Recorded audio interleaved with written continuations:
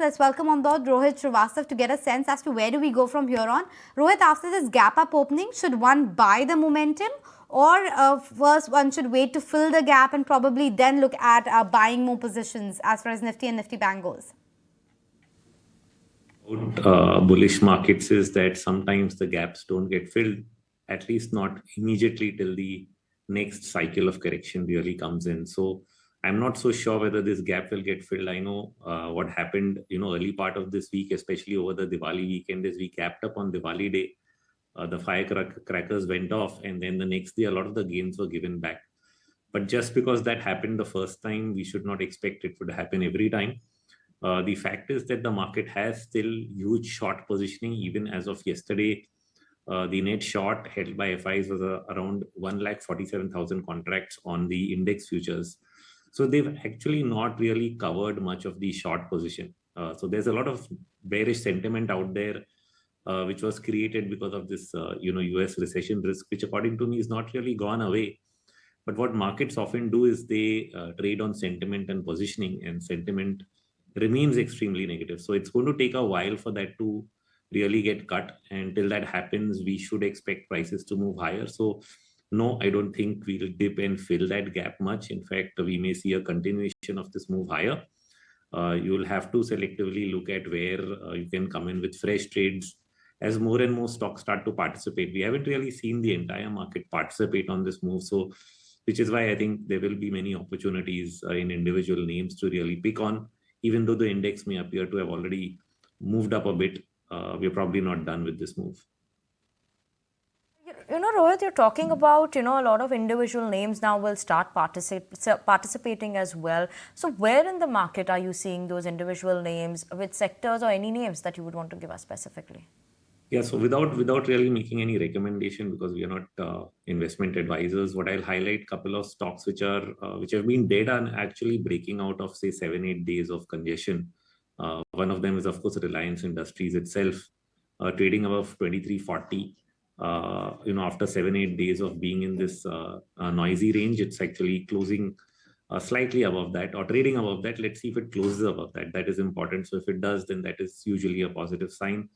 Something very similar we're also seeing in, say, Kotak Bank. Banks have generally been the most beaten down part of the market, and Kotak has actually been an underperformer. But again, same pattern, 7-8 days, it was in the same price range. Today it's trading slightly higher, and if it does close above that range, it could be a positive indication. So those are the things to watch out for, where you can get fresh breakouts from stocks that are not been participating, and they could actually and they are key index stocks, so they could, drive the index higher. That is what you would watch out for. What do you do with banking names right now? Completely sluggish, not seeing the momentum that we are seeing in rest of the markets. Yeah, I do think they should pick up because, Bank Nifty also did get oversold at the recent lows. For some reason, like, we haven't seen that interest really pick up. You're right. But I do think they will participate on the way up. You cannot have a market rally without participation from banking. So it is worth paying attention to. But it might not be the outperforming sector. I mean, the outperformance may still go back to where it was earlier, which is in, say, PSU stocks, for example. You are seeing the PSU oil companies, for example, do well today, the likes of ONGC, picking up. So you will go back and focus on PSU because that remains a strong sector. You may also find other spots to do better than banking itself, but that doesn't mean banking won't head higher. I think it will pick up with the market.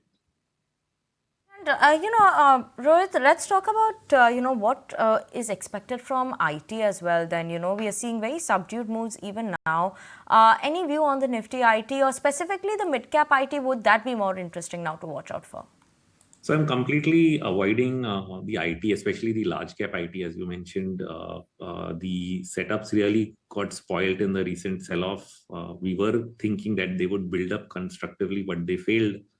And so it's something that we don't really want to touch upon. Probably mid-cap IT very, very selectively is doing well. So if you actually run a relative strength outperformance chart, and you will find, a couple of stocks as outperformers, whether it's a Birla Soft or something like that. You try to find those which have really done well on a 2-month, 3-month perspective, and then end up focusing on that. But in general, I think most of the IT stocks which are not performing might just continue to stay that way. So you really don't want to waste time there. And just before I let you go, Rohit, if I can extend our discussion to a stock-specific name, Siemens. That stock has seen a breakout 4% higher. Of course, its basis the news flow that we have just got about the transaction that the street was worried about. But if on the charts, you can just talk to us about how's the overall momentum looking like? So you're talking of Siemens, right? Correct. So I did think a while back, that and so again, this is my opinion. I'm not really recommending anything, but I did think that it made a triple top close to around just below the 4,000 mark, and from where it actually sold off pretty sharply. Given that, all I would expect right now is some kind of a retracement of that fall. Probably not a move back to new highs. So we would look at maybe a 50%, 60% retracement. And that would probably give us some guideline in the near term for upside, but like I said, not really thinking that it can make new highs. Right. Thank you so much for joining in with us this afternoon on ET Now, giving us an understanding on the markets.